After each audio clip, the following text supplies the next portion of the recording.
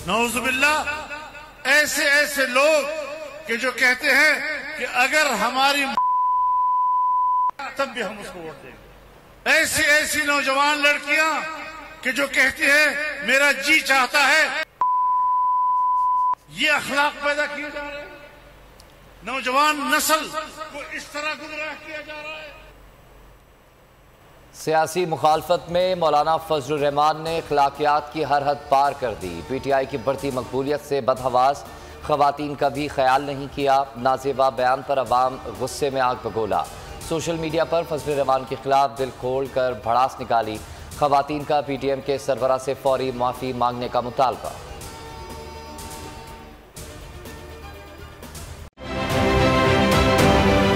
आप ये समझें, ये जो हक है ना, हक पे खड़े रहना और हक को बोलना, ये दूर से लगता है तन्हा हो गए लोग। आप खान साहब को देखें, तन्हा दिखाई देने, सारी जमातें मिलकर उनके खिलाफ हैं। लेकिन आज भी पाकिस्तान के अवाम उस हक की आवाज़ के पीछे जो है 80% से ज़्यादा अवाम उनके साथ है। सेम एग्जैक्टली इसी तरीके से बोल की कहानी है भाई। बिल्कुल अलग आपको तन्हा दिखाई देगा, हर जगह आपको खड़ा हुआ नजर आएगा, हटेगा नहीं किसी चीज़ से। और उसके साथ भी 80% अवाम अगर आज आप देखें तो उसे बोल दिख रही है।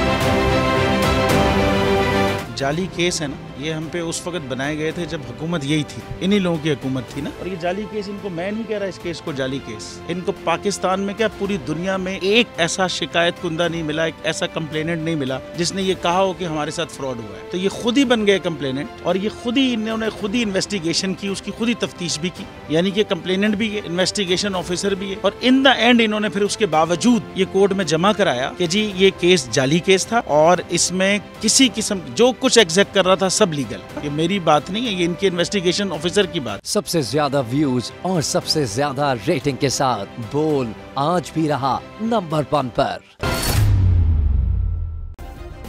सब्सक्राइब करें और बेल दबाएं ताकि कोई खबर रह न जाए।